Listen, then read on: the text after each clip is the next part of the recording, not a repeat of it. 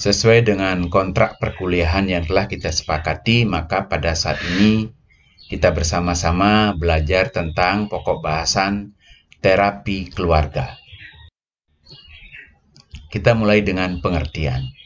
Terapi keluarga merupakan model terapi yang bertujuan mengubah pola interaksi keluarga sehingga bisa memperbaiki masalah dalam keluarga itu sendiri.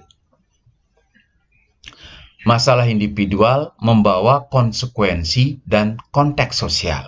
Jadi mulai dari masalah individual bisa menjadi masalah keluarga.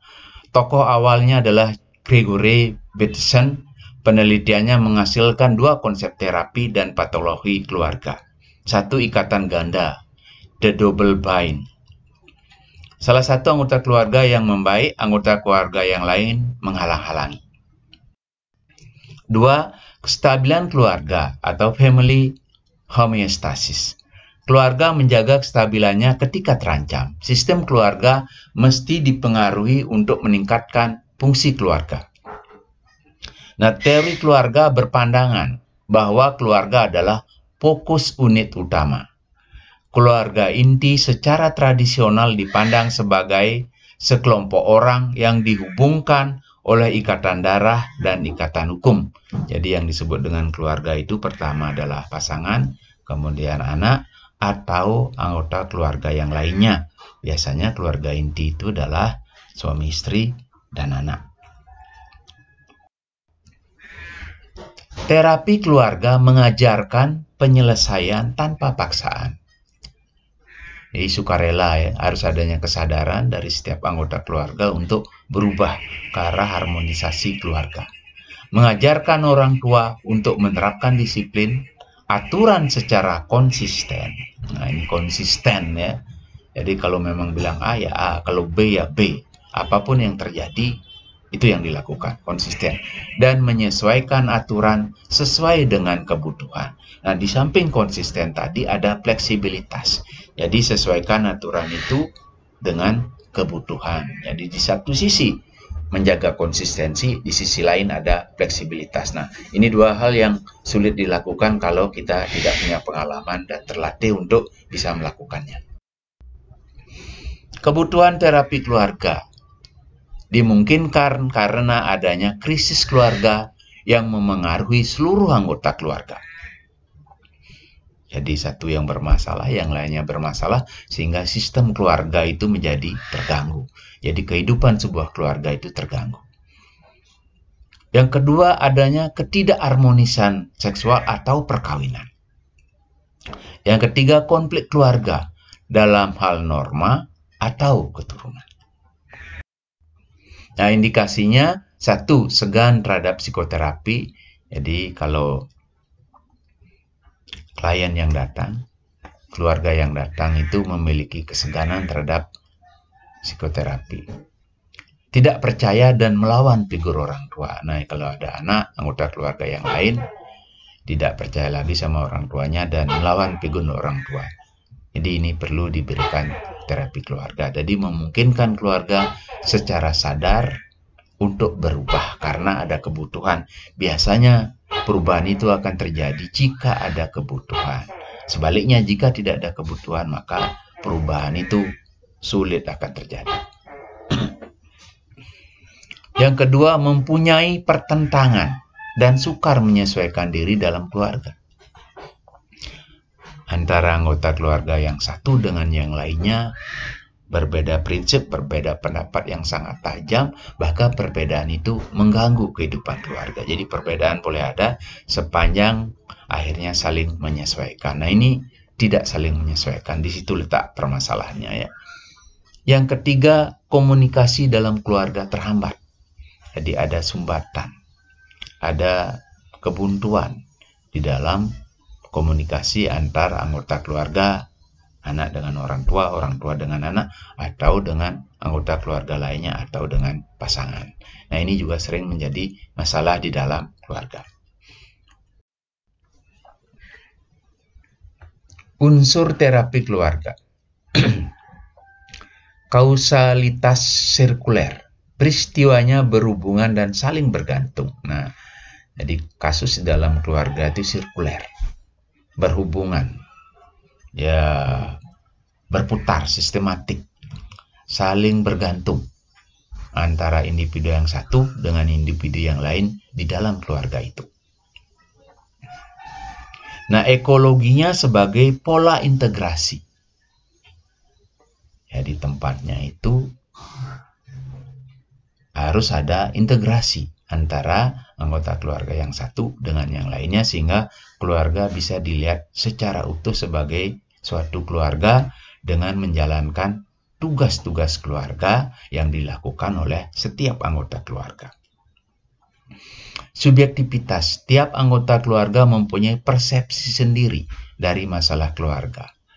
Nah, ini ya, bagaimanapun membuat sesuatu yang objektif, tapi tetap saja ada subjektivitas, terutama dari tiap anggota keluarga, kemudian memunculkan suatu persepsi sendiri-sendiri, sehingga melihat masalahnya itu berbeda-beda dan tidak ketemu.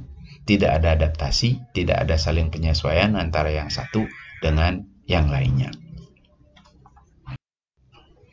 Nah, tujuan dari terapi keluarga ini adalah menemukan bahwa masalah yang ada berhubungan dengan keluarganya dan semua anggota keluarga berpartisipasi. Jadi tujuannya itu menemukan bahwa masalah yang ada itu berhubungan dengan keluarganya.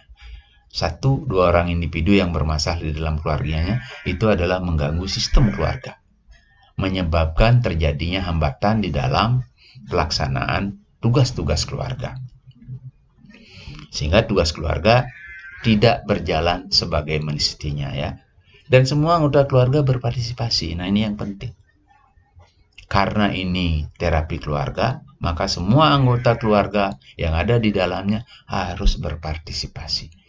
Menyadari bahwa itu adalah masalah keluarga. Menyadari bahwa perubahan harus dilakukan oleh tiap anggota keluarga. Sadari bahwa di antara anggota keluarga harus saling beradaptasi untuk mencapai suatu tujuan di dalam keluarga dan untuk melaksanakan tugas-tugas yang terdapat di dalam keluarga. Nah, model terapi keluarga itu, jadi terapi keluarga itu ada berbagai model ya. Nah, di antaranya yang bisa disampaikan di sini adalah model Bowen. Ciri model ini adalah pembeda diri, melihat perbedaan dalam keluarga, tugas, tanggung jawab, dan kebutuhan. Jadi setiap orang di dalam keluarga itu memiliki tugas yang berbeda. Suami mempunyai tugas tersendiri, istri mempunyai tugas tersendiri, anak mempunyai tugas tersendiri, anggota keluarga yang lain jika ada juga mempunyai tugas tersendiri. Tentu dengan tanggung jawabnya dan berkaitan dengan kebutuhan yang ingin dicapai. Triangle, peran segitiga, ayah, ibu, dan anak, ini keluarga inti ya. Ini harus ditegakkan. Apa peran ayah, apa peran ibu, dan apa peran anak. Dan itu sinergis, saling bekerja sama dan saling memadukan sehingga menjadi satu kesatuan yang utuh di dalam keluarga. Dinamik, proses perpindahan beberapa generasi suatu keluarga biasanya ada kaitannya ya, misalnya masalah warisan. Nah, ini yang sering terjadi di dalam keluarga. Di posisi sibling. Sibling ini ya saudara. Bisa jadi adanya suasana pilih kasih. Nah, ini juga menimbulkan persoalan di dalam keluarga. Jika memiliki orang tua yang tidak bijak dan kemudian berbuat pilih kasih, ya menimbulkan kecemburuan, akhirnya merembet pada persoalan keluarga. Sistem emosi nuclear family. Pola interaksi ayah, ibu, dan anak tanpa pihak keluarga lain. Jadi kalau pola interaksi di dalam keluarga inti sudah berjalan sesuai dengan tugas, tanggung jawab, dan kebutuhan yang ingin dicapai tanpa dicampuri oleh keluarga lain. Yang kedua, model struktur keluarga. Keluarga sebagai suatu sistem sosiokultural digambarkan sebagai sarana dalam memenuhi kebutuhan adaptasi, Fokusnya adalah perubahan adaptasi dari maladaptif menjadi adaptif. Dari salah sesuai menjadi sesuai. Berhasil di dalam adaptasi. Perubahan pola untuk memudahkan perkembangan. Jadi perkembangan yang dimaksudkan adalah dari setiap anggota keluarga, dari tugas, kebutuhan, dan tanggung jawab yang ingin ditegakkan di dalam keluarga. Nah, itu model struktur. Jadi melihat strukturnya. Jadi ada suami, ada istri, ada anak. Tentu biasanya kepala keluarganya itu adalah suami. Nah, yang ketiga, model strategi terapi keluarga. Reframingnya, primnya, lingkupnya. Yang berarti problem ditegaskan kembali oleh terapis sebagai sesuatu yang dibutuhkan oleh keluarga. Nah, masalah itu sesungguhnya adalah kebutuhan. Ditegaskan lagi oleh terapis bahwa itu adalah kebutuhan. Adanya pengendalian perubahan. Keluarga diminta melakukan beberapa tindakan. Ya, pengambilan keputusan, saran, mendengarkan pendapat masing-masing anggota keluarga. Kemudian ada paradok, kontradiksi. Pertentangan keluarga yang tinggi menyebabkan perubahan suatu respon. Biasa mengatur belajar untuk diatur. Yang biasa banyak bicara belajar mendengar.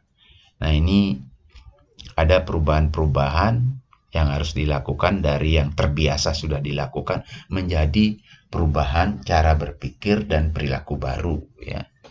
Nah, biasa mengatur, belajar untuk diatur. Jadi harus mau untuk diatur dan mengatur.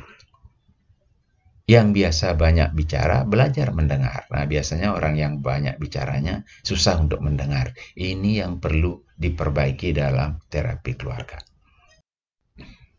Nah, tahapan terapi keluarga itu mulai dari permulaan hubungan dan menjalin trust. Kepercayaan antara terapis dengan keluarga. Kalau sudah ini terjadi, maka terapi keluarga akan lebih mudah dilakukan.